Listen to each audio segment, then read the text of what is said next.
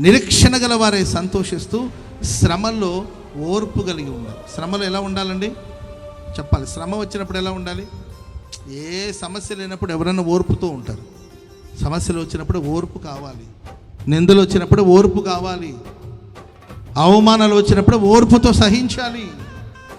నిందలకు హృదయాలు బద్దలైపోతున్నప్పుడే ఓర్పుతో ఉండాలి. యేసు ప్రభువే మాదిరి.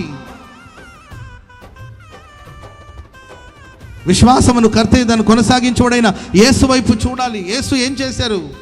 తన ముందు ఉంచబడిన ఆనందము కొరకై అవమానాన్ని నిర్లక్ష్యం చేశాడు. ఆయన తన ముందు ఒక ఆనందం ఉంది, దాన్ని చూశాడే తప్ప ఈ అవమానాన్ని చూడలేదు. కానీ మనం అవమానాన్ని చూస్తున్నాం, కానీ మన ముందు ఉంచబడిన ఆనందం, మన కోసం ఒక ఆనందాన్ని దేవుడు సిద్ధపరిచాడు, ఒక ఆశీర్వాదాన్ని ప్రభు సిద్ధపరిచాడు. నిరీక్షణతో సాగిపోవాలి తప్ప అవమానాల గురించి తలంచి కృంగిపోకూడదు.